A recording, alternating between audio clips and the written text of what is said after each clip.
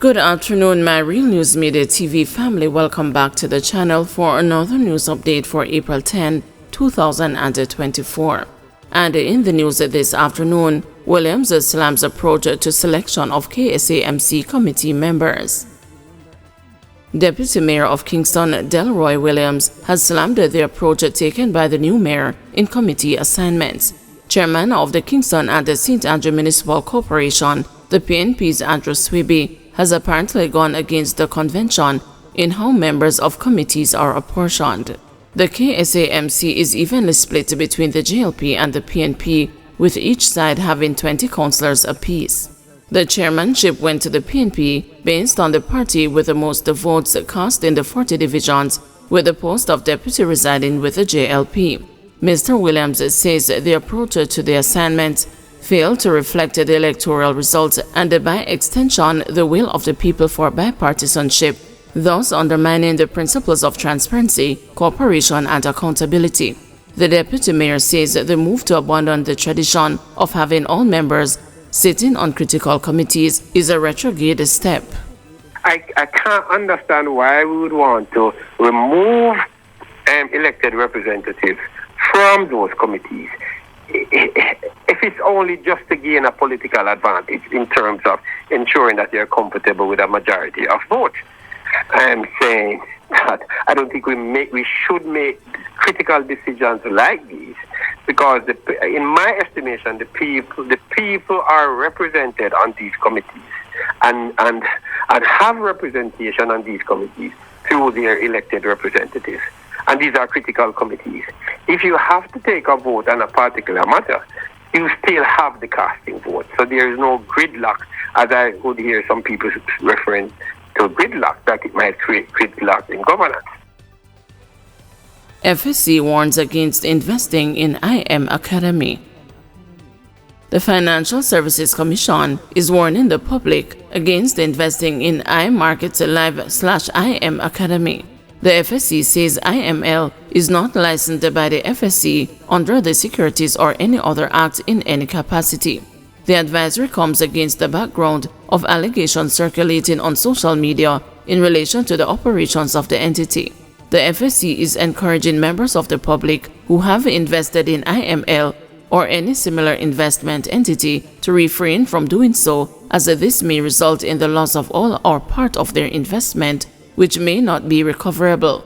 Additionally, the regulator is inviting the public who may have invested in IML to contact the FSC. Gun and ammunition seizure increases so far this year. Police Commissioner Dr. Kevin Blake says that there has been a 7% increase in the number of illegal guns seized so far this year. There is also a 41% increase in seizure of ammunition. Dr. Blake gave an update on security matters Tuesday afternoon during his maiden press conference since becoming commissioner less than 1 month ago. The commissioner said the JCF's focus on illegal firearms has yielded tangible results. In 2024, there has been a 7% increase in gun seizures, with pistols being the most commonly seized firearm. Ammunition seizures rose by 41%. Reflecting our intensified efforts to rid our streets of these dangerous tools of violence, he noted. With greater legislative support through the new Firearms Act, Dr. Blake said the police will intensify their focus on removing illegal weapons from communities. This intensification of our focus will be reflected in adjustments to our organizational structure, which will be announced in short order, he disclosed. The police commissioner pointed out that an analysis of the implement used in major crimes reveals that firearms remain the predominant tool in murders. Firearms have featured in 84% of the cases since the start of the year. According to the JCF, 292 murders were recorded from January 1 to April 6 this year, compared with 341 for the corresponding period last year. This represents a 14% decline. Commissioner Blake added that arrests and charges for major crimes have seen a 9% increase. He said that the increase in arrests and charges is a clear indicator of the force's commitment to holding perpetrators accountable and delivering justice for victims. Monroe says Holness's letter to Curtis sets a grave precedent. Eyes are trained on Gordon House today to see whether House Speaker Juliet Holness will withdraw a letter reprimanding former clerk to the Houses, Valerie Curtis, following mounting pressure for the parliamentary referee to apologize. A chorus of calls have come from civil society and the senior trade union leaders for the Speaker to tender an apology to Curtis after she accused the former public servant of gross dereliction of duty and bringing the Parliament into disrepute. On Tuesday, University of the West Indies Emeritus Professor of Government Dr. Trevor Monroe said that the Speaker's letter of reprimand, which was to be placed on Curtis's file, whatever the intent, constitutes a serious disciplinary action. He argued that the circumstances that led to the release of the letter to 62 members of the lower house now warranted the Speaker and/or former clerk to forthwith indicate to the public whether the larger inter alia of bringing the Parliament into disrepute was first brought to the attention of Miss Curtis prior to its public disclosure, whether Miss Curtis was given an adequate opportunity to respond, and whether there was a fair hearing of the matter.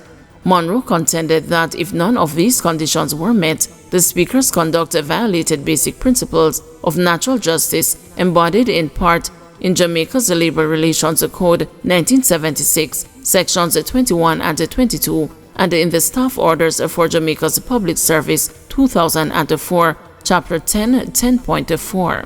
As such, the Speaker's letter and its public release amounted to grave abuse of power, requiring a public explanation, a public withdrawal, and a public apology, Monroe added.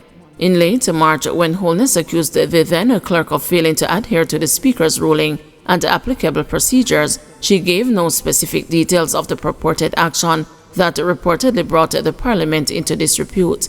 Monroe warned that in the absence of an explanation, a withdrawal and an apology, a grave precedent shall have been set, opening the door for politicians wearing whatever hat to discipline public servants without a due process.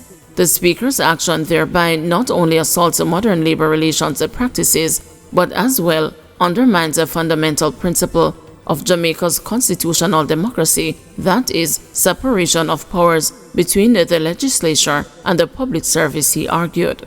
Monroe charged that neither the public, the Parliament, the executive, nor the courts should allow this abuse to stand.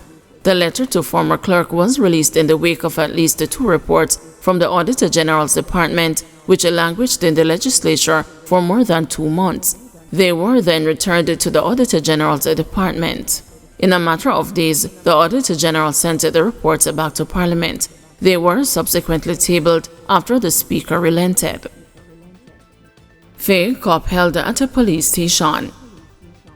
Senior Parish Judge Sanjay Burrell condemned the actions of a 30-year-old security guard who pretended to be a member of the Jamaica Constabulary Force when he tried to purchase an iPhone 14 valued at $145,000. It was shared in the Kingston and the St. Andrew Parish Court that the complainant posted on the Facebook ad market that he was seeking interested buyers for an iPhone 14 Pro Max.